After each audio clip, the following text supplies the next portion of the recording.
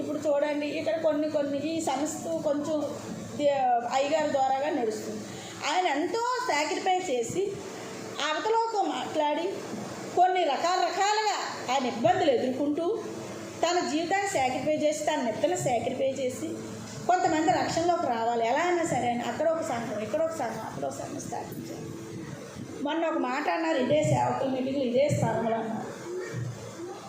ఇన్ని సంఘాలు స్థాపిస్తున్నాను, ఇన్ని కట్టిస్తున్నాను, దీన్ని నేను ఎలా కొనసాగించగలను అంటే నా గుండెకే ఒక్కసారి కుబేరు అన్నారు. ఎందుకన్నదంటే ఆయనకున్న భారం, నా పరిస్థితి రానున్న రోజుల్లో ఎలా ఉంటుందో అని ఒక అలాంటి భావన వ్యక్తం చేశారన్నమాట మన మధ్యలో. అంటే మనిషి పరిగెత్తినంతకాలం ఏమైనా చేయగలమన్న ఆలోచన ఉంటుంది, కానీ దాన్ని కొనసాగించడానికి కూడా సామర్థ్యం కూడా శక్తి కూడా అవసరం ఉంటుంది. మనుషులు కూడా సహకారం ఉండాలా, అనేక మంది పరిచారకులు ఉండాలి, అనేక మంది ఉండాలి. సంఘాలు పెరిగే కొద్ది కూడా సమస్య ఇంకా ఎక్కువ ఉంటుంది, ఇంకా బలం కావాలి మనం. ఒక 10 మందిని నేను ఈ మధ్యకాలంలో ఎస్ఆర్ ప్రార్థన బృందం టీం అని నడిపిస్తున్నాను. ఒకరు ఫోన్ చేయకపోతే సార్ చేసిన వాళ్ళకే 4 సార్లు చేయాలి. ఆ చేద్దరే కానీ రాదు ఆ ప్రార్థనలో. మళ్ళీ వాళ్ళు వాక్యం తెలీదా, ప్రార్థన తెలీదా, అన్నీ తెలుసు.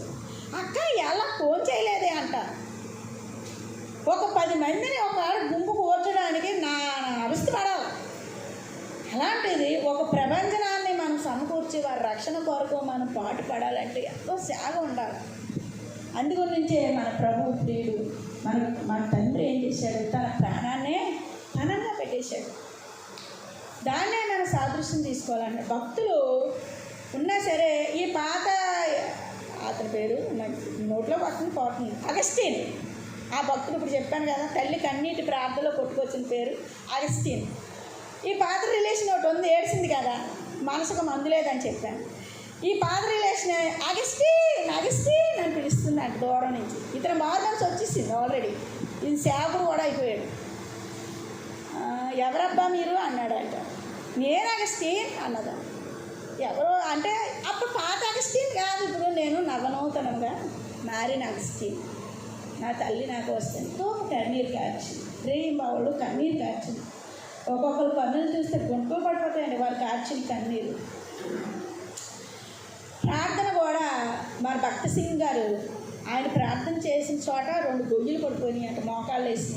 ఆయన ఎంత త్యాగం చేశారండి. అలా సిగ్గుపడతాను ఒక్కోసారి, నేను అంత ప్రార్థన చేయలేకపోతున్నాను, అంత బలం లేదు మనకి. వారు పట్టుబట్టారంటే